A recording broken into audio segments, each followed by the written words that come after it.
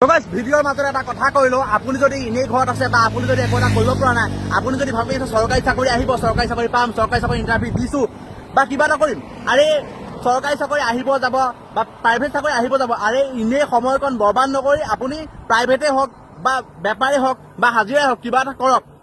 কাৰণ আজি হয়তো আজিৰ দিনত, আজিৰ এই আধুনিকতাৰ যুগত টকা অবিহনে একোৱেই পোৱা সম্ভৱ নহয়। সন্মান, মৰম বা ফেমিলিৰ পৰা মৰম বা একোৱে পোৱা সম্ভৱ নহয়। সেইকাৰণে আপুনি কাম কৰক, আপুনি বিতৰ্ক নকৰিব, যিকোনো কাম কৰিবলৈ চেষ্টা কৰক, চাকৰি কৰিব বা ব্যৱসায় কৰিব, কিন্তু এনেই নাথাকিব। সময় বৰবাদ নকৰি যিকোনো এটা কৰিব আৰু ব্যস্ত থাকক। কাৰণ মানুহৰ জীৱনত সকলোতকৈ মূল্যৱান বস্তু হৈছে টকা, আৰু টকাতকৈ বহুত ইম্পৰ্টেণ্ট বস্তু হৈছে ছেভিং। আৰু মানুহে চাকৰি কৰক বা ব্যৱসায় কৰক, যিমানে যি নকৰক কিয়, যিহেতু লাইফত যদি ছেভিং কৰিব নোৱাৰে ভৱিষ্যতে একো উন্নতি কৰিব নোৱাৰে। কাৰণ কিছুমান মানুহে 80,000, 90,000, 1 লাখ, 1.5 লাখ, 2 লাখ, 3 লাখ, 4 লাখ পইচা পৰ্যন্ত পায় কিন্তু মাহত, কিন্তু তথাপিও মানুহটোৱে ছেভিং কৰিব নোৱাৰে।